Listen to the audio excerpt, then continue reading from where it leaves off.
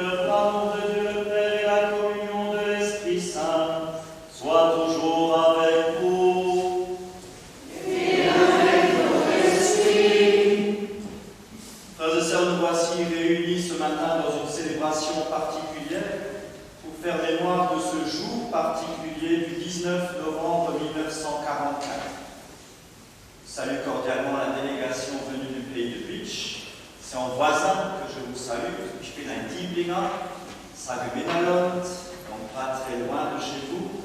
Je salue aussi toutes les autorités militaires, communales, civiles, qui portent le drapeau. Une fois, je ne vous oublie pas, même si vous êtes cachés, n'est-ce pas? Elles se cachent derrière les drapeaux. On se voit beaucoup en ce moment, c'est pour ça on devient de vrais amis. Ensemble, nous allons célébrer cette Eucharistie en mémoire des disparus de ce 19 novembre. Nous nous rappelons leurs souvenirs et nous prions particulièrement pour eux et pour tous les défunts des deux guerres que nous avons connues au siècle dernier.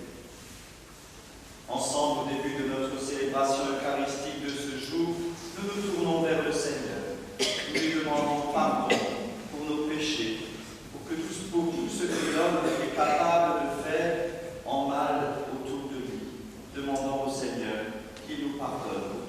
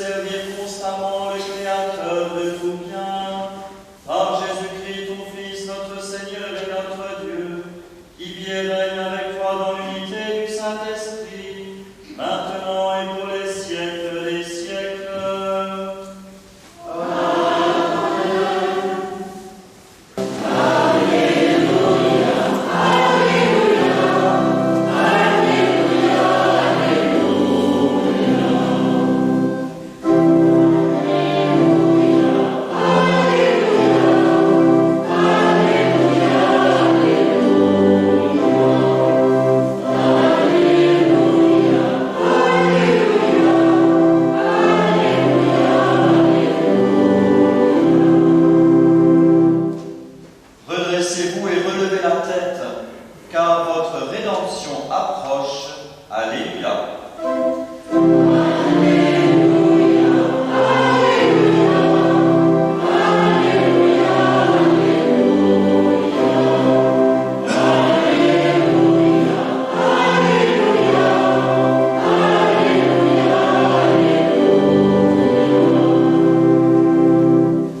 Le Seigneur soit avec vous.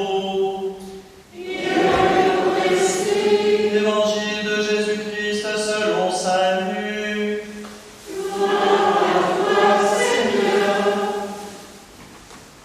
En ce temps-là, comme certains disciples parlaient du temple, des belles pierres et des ex-voto qui le décoraient, Jésus leur déclara : Ce que vous contemplez, des jours viendront où il n'en restera pas pierre sur pierre, tout sera détruit. Ils lui demandèrent : Maître, quand cela arrivera-t-il ? Et quel sera le signe que cela est sur le point d'arriver ? Jésus répondit : Prenez garde de ne pas vous laisser égarer, car beaucoup viendront sous mon nom et diront : C'est moi, ou encore le moment est tout proche. Ne marchez pas derrière eux. Quand vous entendrez parler de guerre et de désordre, ne soyez pas terrifiés. Il faut que cela arrive d'abord, mais ce ne sera pas aussitôt la fin. Alors Jésus ajouta : On se dressera nation contre nation, royaume contre royaume. Il y aura de grands tremblements de terre, et en divers lieux des famines et des épidémies. Des phénomènes effrayants surviendront, et de grands signes venus du ciel. Mais avant tout cela, on portera la main sur vous, et l'on vous persécutera. On vous livrera aux synagogues et aux prisons. On vous fera comparaître devant des rois et des gouverneurs à cause de mon nom. Cela vous amènera à rendre témoignage. Mettez-vous donc dans l'esprit que vous n'avez pas à vous préoccuper de votre défense. C'est moi qui vous donnerai un langage et une sagesse à laquelle tous vos adversaires ne pourront ni résister ni s'opposer. Vous serez livrés même par vos parents, vos frères, votre famille, vos amis, et ils feront mettre à mort certains d'entre vous.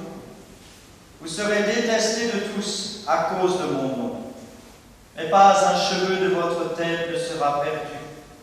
C'est par votre persévérance que vous garderez votre vie. Acclamons la parole de Dieu. Louange à toi, Seigneur Jésus.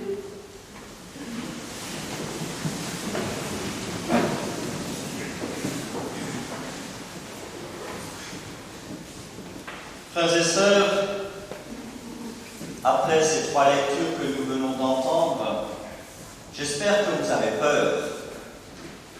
J'espère que vous avez peur, parce que moi, en entendant ces lectures, j'ai peur. Malachie nous dit en première lecture : Voici que vient le jour du Seigneur, brûlant comme la fournaise. Tous les arrogants, tous ceux qui commettent l'impiété seront de la paille. Le jour qui vient les consumera. Il ne leur laissera ni racines, ni branches. C'est-à-dire que c'est la fin. C'est la fin pour tous les arrogants, pour tous ceux qui commettent l'impiété. Il n'y aura pas de retour possible, puisque jusqu'à la racine, ils seront détruits. J'ai envie de vous dire ce matin, à chacun de voir personnellement s'il fait partie de ces personnes-là qui, du coup, doivent s'inquiéter, doivent avoir peur. Et la dernière lecture, l'Évangile, que nous venons d'entendre et que nous entendons de manière habituelle chaque année, au 33e dimanche du temps ordinaire, dernier dimanche du temps ordinaire, avant de fêter dimanche prochain le Christ roi de l'univers et de terminer notre année liturgique. Ce texte, il a évidemment des airs d'Apocalypse, de fin du monde, de fin des temps. Jésus le dit d'une manière claire, il suffit d'ouvrir les yeux. On parlait du temple de Jérusalem. Ce que vous contemplez, ce que vous regardez là, des jours viendront où il n'en restera pas pierre sur pierre, tout sera détruit. Les disciples demandent, mais quand cela arrivera-t-il? Et nous pouvons répondre, ça y est, c'est fait. Le temple de Jérusalem a disparu, et cela depuis fort longtemps. Et Jésus continue en nous disant, méfiez-vous des faux prophètes, parce qu'il y en aura des faux prophètes qui viendront vers vous et qui diront, regarde, c'est moi, je suis le Messie, je suis celui qui peut te sauver. Ou encore, attention, le moment est tout proche, et là il suffit de regarder un tout petit peu en arrière, l'an 2000 où certains prophètes nous prédisaient la fin des temps. C'est la fin, préparez-vous, montez sur une haute montagne, parce que tout sera détruit. On est 2016 et nous sommes toujours encore là. Des faux prophètes qu'il ne faut pas écouter. Jésus nous invite aujourd'hui à le suivre, lui, et personne d'autre. Vous entendez parler de guerre et de désordre, ne soyez pas terrifiés. La guerre, les guerres, nous en faisons mention ce matin, nous en avons les souvenirs. Et pourtant Jésus nous dit, ne soyez pas terrifiés, il faut que cela arrive d'abord, mais ce ne sera pas aussitôt la fin. La guerre, c'est terrifiant pour ceux qui sont encore parmi nous et qui ont encore vécu cela, qui en ont la mémoire, vivre, c'est terrifiant. Pour nous jeunes, pour moi en premier, ce ne sont que des souvenirs rapportés les uns après les autres. Et il faut que cela se fasse.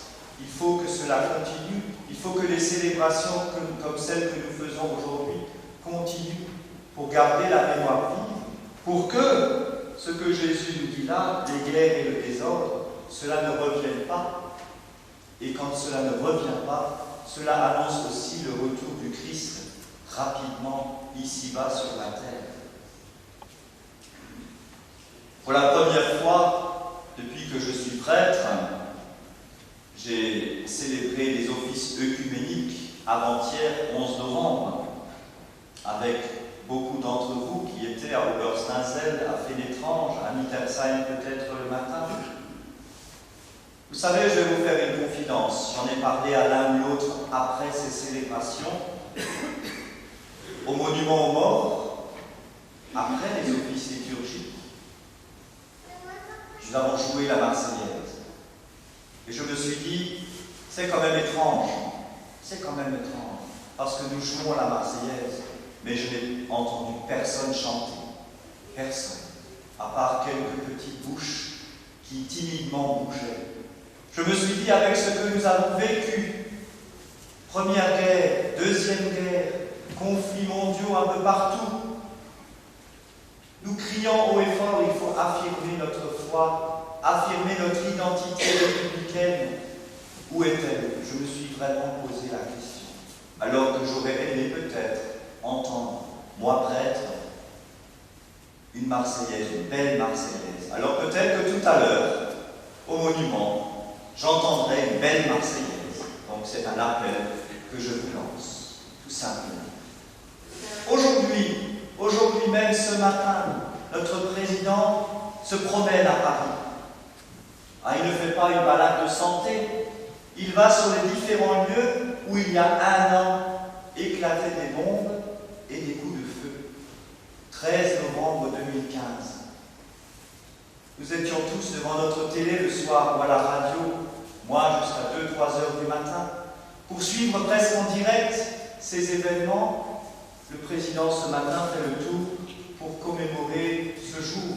Et là aussi, j'ai envie de vous partager quelque chose de fort, parce que c'était un vendredi soir. Et le samedi, j'étais à Notre-Dame, à l'église Notre-Dame à Metz. Nous avons ouvert l'église. Devant l'autel, avec des petits lumignons rouges, nous avons écrit le mot Paris, pour bien signifier ce qui se passe. Nous avons ouvert grand les portes de l'église, et les gens défilaient. Nous avions le soir je ne sais combien de petits lumignons rouges allumés en mémoire des victimes des attentats de Paris. C'était le samedi. Le dimanche matin, j'ai réouvert l'église. Plus personne. quelques petites bougies par-ci, par-là. Parce que dans notre société d'aujourd'hui, il y a un problème.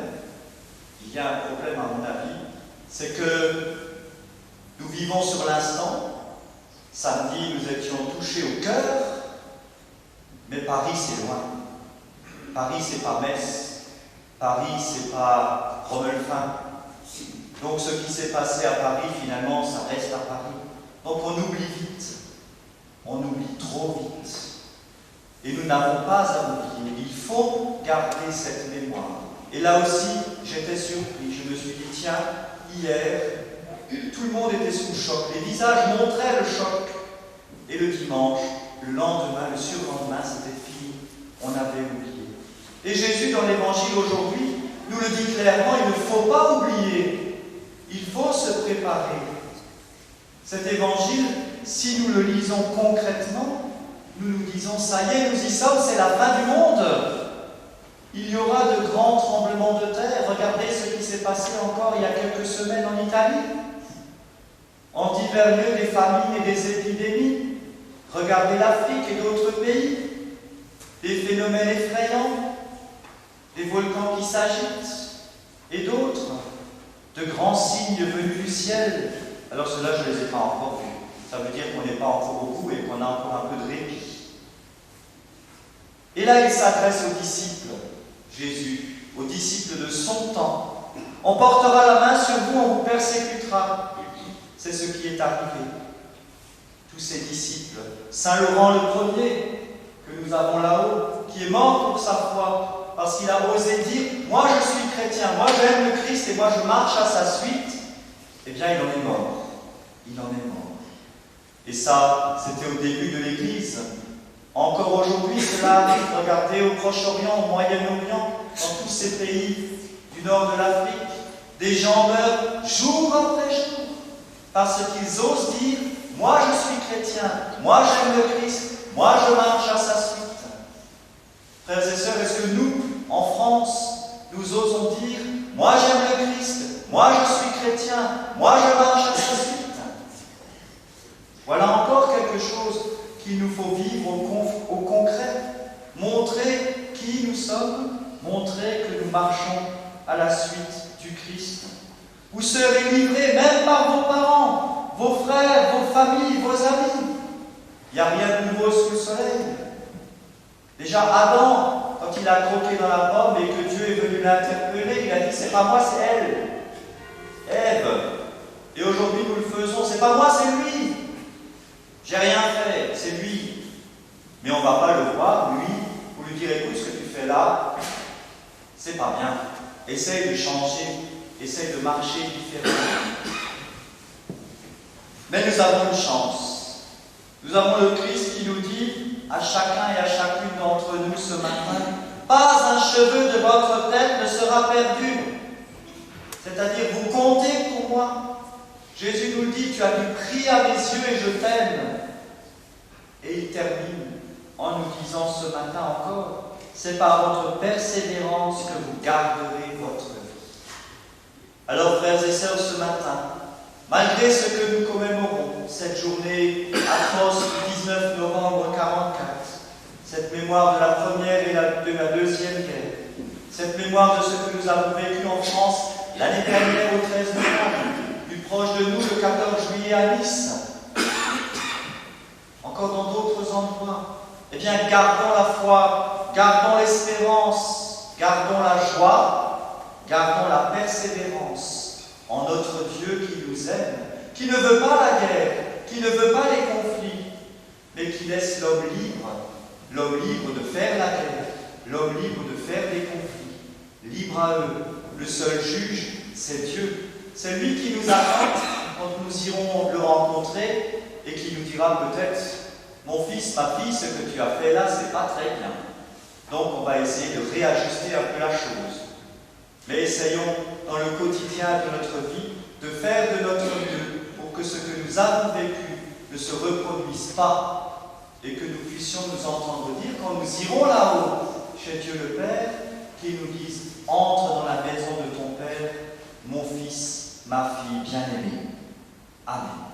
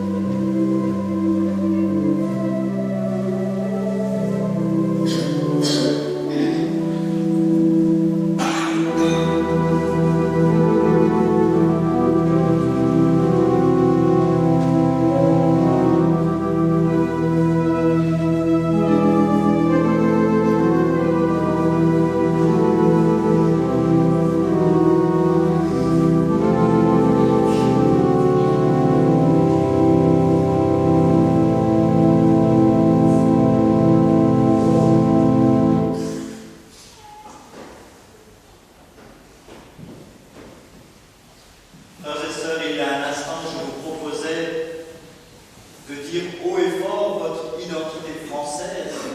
Et maintenant, je vous propose de vous lever et de dire haut et fort votre identité chrétienne en proclamant d'une voix ferme notre profession de foi. Je crois en Dieu, le Père puissant, Créateur du ciel et de la terre, et en Jésus-Christ, son Fils unique, notre Seigneur, qui a été conçu du Saint-Esprit, et né de la Vierge Marie, a souffert sous Ponce Pilate, a été crucifié, est mort, et a été enseveli, et descendu aux enfers, le troisième jour est ressuscité des morts, est monté aux cieux, est assis à la droite de Dieu, le Père puissant, d'où il viendra juger les vivants et les morts. Je crois au Esprit Saint, à la Sainte Église catholique, à la communion des saints, à la rémission des péchés, à la résurrection de la chair, à la vie éternelle. Amen. Frères et sœurs, le Seigneur vient, comme nous le rappelle la liturgie de ce dimanche. En attendant ce jour promis par Dieu, unissons maintenant nos prières avec celles de toutes les familles pour nos frères et sœurs dans ce monde.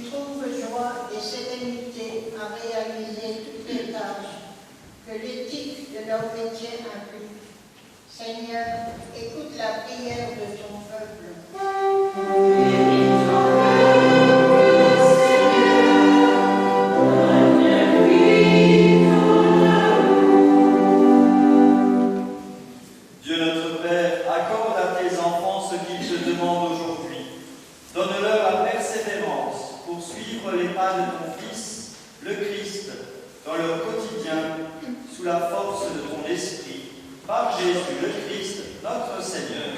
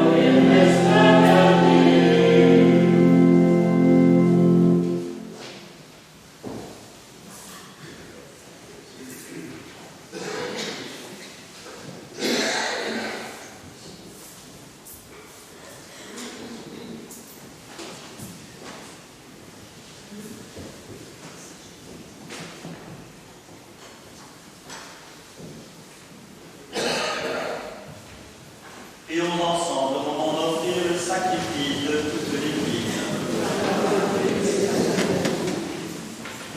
Permets, Seigneur notre Dieu, que l'offrande placée sous ton regard nous obtienne la grâce de vivre pour toi et nous donne l'éternité bienheureuse. Par Jésus le Christ notre Seigneur. Le Seigneur soit avec vous.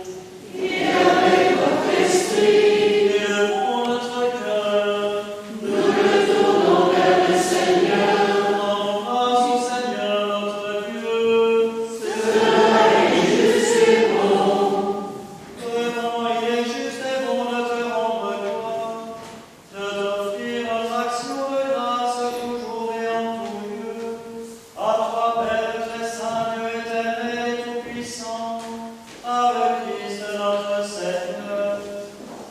Dans le mystère de sa part, il a fait une œuvre merveilleuse, car nous étions esclaves de la mort et du péché, et nous sommes appelés à partager sa gloire. Nous portons désormais ces noms glorieux, nation sainte, peuple racheté, race choisie, sacerdoce royal. Nous pouvons annoncer au monde les merveilles que tu as accomplies, toi qui nous fais passer des ténèbres à ton admirable lumière. C'est pourquoi avec les anges et les archanges, avec les puissances d'en haut et tous les esprits bienheureux, nous chantons l'hymne de ta gloire et sans fin nous proclamons.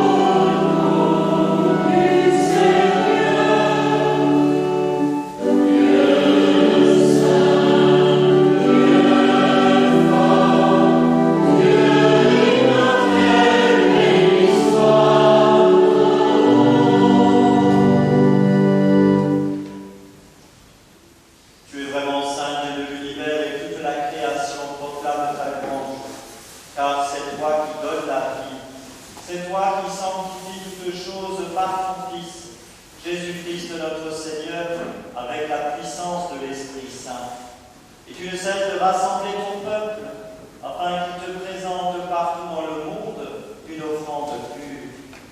C'est pourquoi nous voici rassemblés devant toi, et dans la communion de toute l'Église, en ce premier jour de la semaine, nous célébrons le jour où le Christ est ressuscité d'entre les morts. Par lui, que tu as élevé à ta droite, Dieu Tout-Puissant, nous te supplions de consacrer toi-même les offrandes que nous apportons. Sanctifie-les par ton esprit, pour qu'elles deviennent le corps et le sang de ton Fils, Jésus-Christ notre Seigneur, qui nous a dit de célébrer ce mystère. La nuit même où il fut livré, il prit le pain, en te rendant grâce, il le bénit, il le rompit, et le donna à ses disciples en disant, prenez et mangez-en tous, ceci est mon corps, livré pour vous.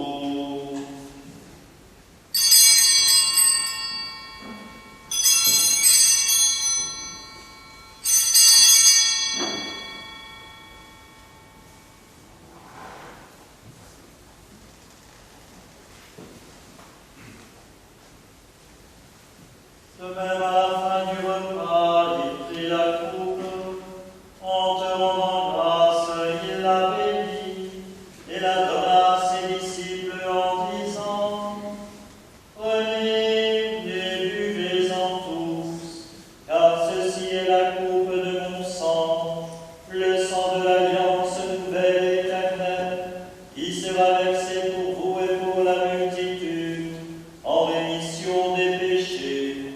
Vous ferez cela en mémoire de moi.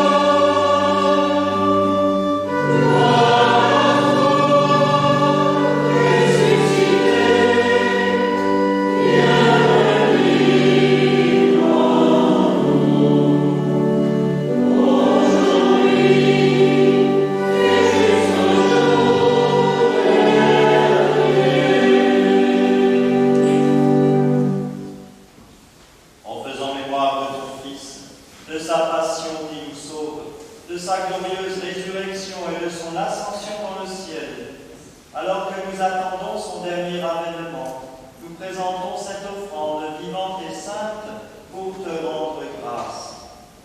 Regarde, Seigneur, le sacrifice de ton Église, et daigne reconnaître celui de ton Fils, qui nous a rétablis dans ton alliance, quand nous serons nourris de son corps et de son sang, et remplis de l'Esprit Saint, accorde-nous d'être un seul corps et un seul esprit dans le Christ. Que l'Esprit Saint fasse de nous une éternelle offrande à ta gloire, pour que nous obtenions un jour les biens du monde à venir. Auprès de la Vierge Marie, la bienheureuse Mère de Dieu, avec Saint Joseph son époux, les apôtres, les martyrs, Saint Laurent et tous les saints qui ne cessent d'intercéder pour nous. Et maintenant, nous te supplions, Seigneur, par le sacrifice qui nous réconcilie avec toi, étends au monde entier le salut et la paix. Affermis la foi et la charité de ton Église au long de son chemin sur la terre. Veille sur ton serviteur, le pape François, notre évêque Jean-Christophe, l'ensemble des évêques, des prêtres, des diacres et tout le peuple des rachetés. Écoute les prières de ta famille assemblée devant toi et ramène à toi, Père très aimant, tous tes enfants dispersés. Pour nos frères défunts, particulièrement ce matin pour Joseph et Agnès Thomas, ainsi que pour toutes les victimes du 19 novembre 1944. Pour les hommes qui ont quitté ce monde et dont tu connais la droiture, nous te prions. Reçois-les dans ton royaume, où nous espérons être comblés de ta gloire tous ensemble et pour l'éternité, par le Christ notre Seigneur, par qui tu donnes au monde toute grâce et tout bien. À lui, avec lui et en lui. À toi, le Père tout-puissant, dans l'unité du Saint-Esprit. Toute honneur et toute gloire pour les siècles des siècles.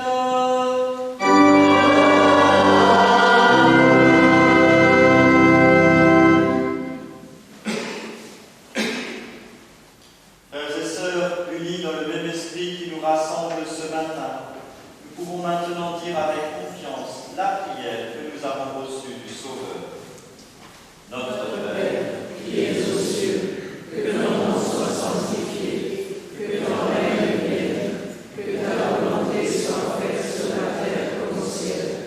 Donne-nous aujourd'hui notre pain de ce jour. Pardonne-nous nos offenses, comme nous pardonnons aussi à ceux qui nous ont offensés. Et ne nous soumets pas à la tentation, mais délivre-nous du mal. délivre-nous de tout mal, Seigneur, et donne la paix à notre temps. Par ta miséricorde, libère-nous du péché.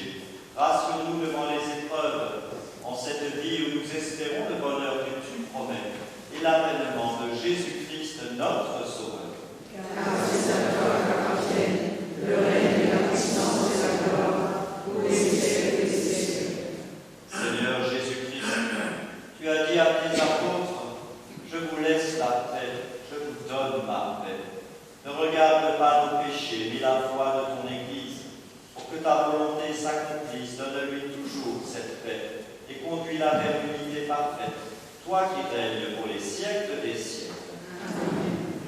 Que la paix du Seigneur soit toujours avec vous. Et avec votre esprit. Frères et sœurs, dans la charité du Christ, donnez-vous la paix.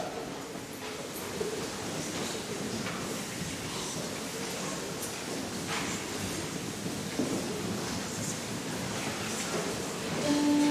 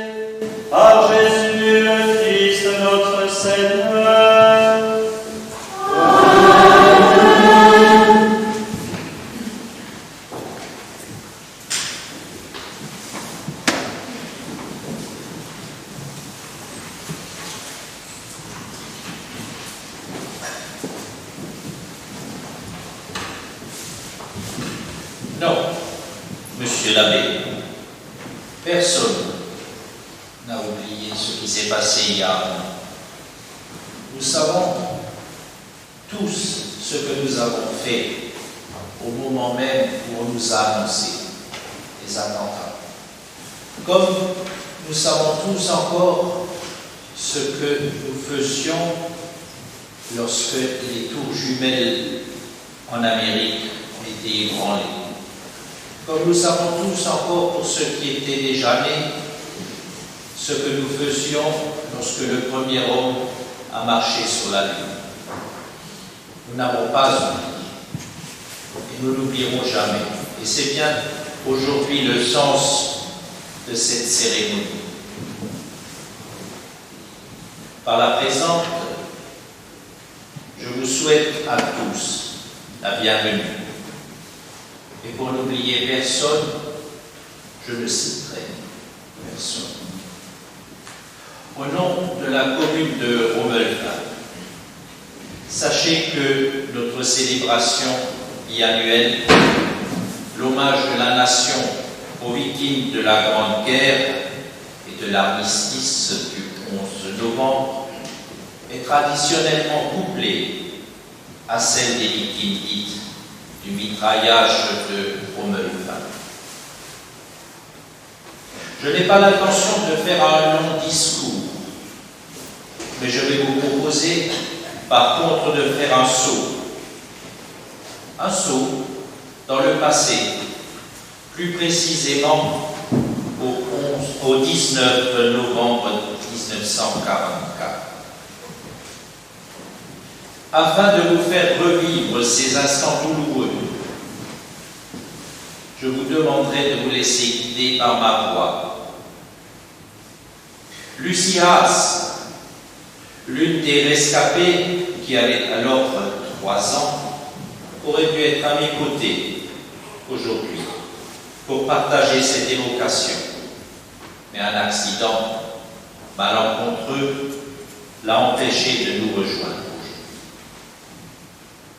Alors, si vous voulez bien, fermons les yeux et transposons-nous dans le passé, il y a 62 ans déjà. La guerre en 1944 voit des soldats allemands se replier devant l'avancée des Américains et des Alliés, qui progressent très vite. Ce 19 novembre, Romelin est calme. Un convoi de réfugiés du Beecherland, venant de Berthelma, se dirige vers Fénétrange.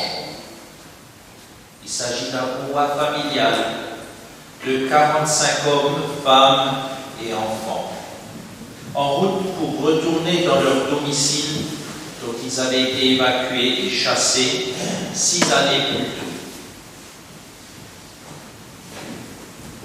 Le convoi est composé de 4 charrettes tirées par 8 chevaux, accompagnées de 8 vaches. L'une de ces charrettes est bâchée, et toutes portent de manière bien distincte de grands drapeaux blancs. Les hommes voient au loin, dans le ciel des avions, à fuselage orange.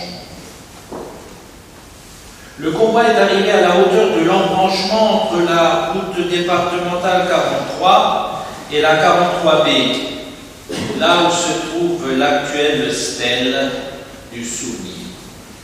Il s'étend jusqu'au milieu de la côte de Fénétrange, à la limite des 2 camps. L'un crie: ce sont les nôtres!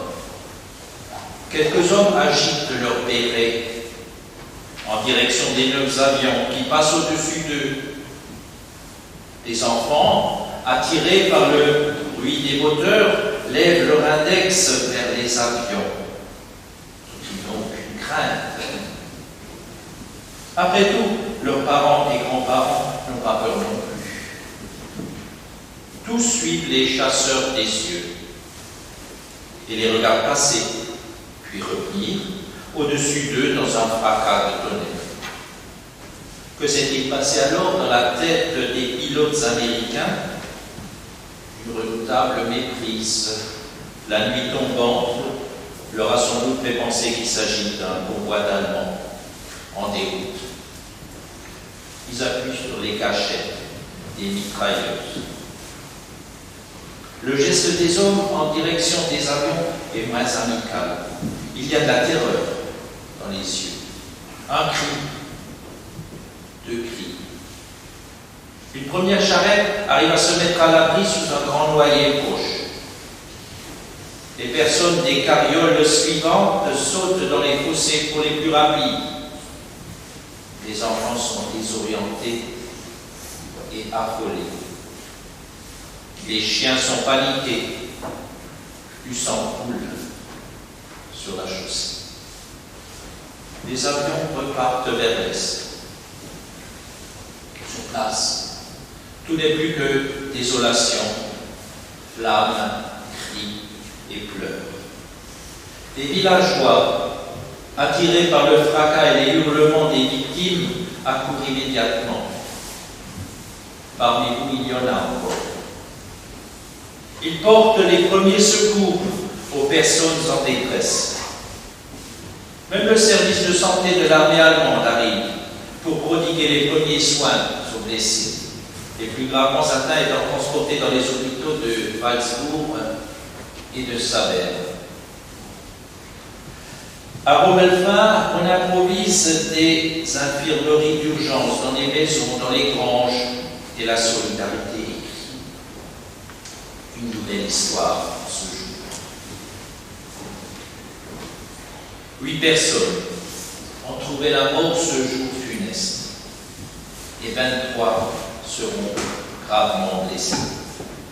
Parfois pour le restant de leur vie, perdant une jambe ou un bras. 6 des 8 chevaux et toutes les vaches périrent dans la terre. Ouvrons maintenant nos yeux. De ce jour date cette solidarité si particulière, faite des liens du sang entre Romelfin et nos amis du Bitchowa. C'est elle qui nous fait réunir dans une pensée triste auprès de la septaine du souvenir du Valeur. Ce monument qui nous rappelle à chaque fois que nous y passons ces destins brisés et qui se fleurit plusieurs fois par an avec l'aide d'anonymes afin que le souvenir ne s'efface jamais. Une tragédie a eu lieu là-bas. N'oublions jamais. Elle a aussi révélé l'immensité de la solidarité entre les villageois et les victimes. Preuve qu'au-delà des épreuves, l'humanité sait se remettre debout. Qu'elle soit, je le crie fort, un leitmotiv pour nous tous, à commencer par nos dirigeants et les futurs dirigeants de notre monde, pour que de tels événements ne se reproduisent plus jamais. Merci. Afin de permettre aux plus frileux d'entre nous de suivre le texte et le message que le secrétaire d'État auprès du ministre de la Défense, chargé des anciens combattants et de la mémoire, nous adresse pour le 11 novembre. Je vais vous le lire bien au jour. Le 11 novembre 1918 annonçait la fin des combats que personne n'osait plus espérer. Cet acte mettait fin au long cortège de morts, de blessés, de mutilés, de traumatisés, de veuves et d'orphelins qui accompagnaient la Grande Guerre depuis plus de 4 ans. Le centenaire du premier conflit mondial est l'occasion pour les Françaises et les Français de commémorer cette journée avec une émotion particulière. Tant cette histoire est liée pour chacun et chacune d'entre nous à une histoire familiale. Commémorer le 11 novembre, c'est répondre à la nécessité du souvenir, de l'hommage aux morts et de l'expression de notre reconnaissance. L'année mémorielle 2017 en sera une nouvelle occasion, alors que nous nous apprêtons à commémorer l'offensive du chemin des Dames a témoigné notre amitié aux États-Unis entrés en guerre le 6 avril 1917 et aux Canadiens qui se sont illustrés dans la prise de Vigny le 9 avril de cette même année. Commémorer le 11 novembre, c'est aussi comprendre les droits des anciens combattants hérités de cette guerre et l'indispensable structure d'aide, de soutien et d'accompagnement. Créé dans l'urgence des combats en 1916, l'Office national des mutilés et réformés, qui deviendra l'Office national des anciens combattants et victimes de guerre, et d'où nous célébrons le centenaire cette année, remplit toujours un siècle plus tard, ses missions historiques de reconnaissance, de solidarité et de réparation au profit de toutes les générations combattantes, de la Seconde Guerre mondiale aux opérations extérieures, en passant par les soldats engagés en Indochine et en Afrique du Nord. Soucieux de pérenniser et d'inscrire dans la pierre l'hommage rendu chaque 11 novembre aux morts pour la France dans les théâtres extérieurs, le président de la République a décidé qu'un monument dont les travaux seront lancés en 2017 à Paris sera dédié à ces femmes et ces hommes qui ont payé de leur vie leur engagement pour la défense de notre pays et de ses valeurs. Ce futur haut lieu de la mémoire nationale entend témoigner à la jeune génération combattante la reconnaissance éternelle de la nation et rappeler aux Françaises et Français que la liberté dont ils jouissent est aussi due à l'engagement de ces femmes et de ces hommes qui, jusqu'au sacrifice de leur vie, sont prêts à la défendre. Veillons à ce qu'aucun de nos enfants ne l'ignore en poursuivant l'indispensable travail de mémoire. La cérémonie va se poursuivre maintenant devant le monument aux morts à la sortie de l'église avec dépôt de gerbes et ensuite nous nous rendrons en procession de manière très sobre comme nous l'avons voulu cette année, sans fanfare, sans musique, devant la stèle du souvenir en hommage à toutes ces victimes récentes et anciennes de toutes ces guerres et de toute cette sauvagerie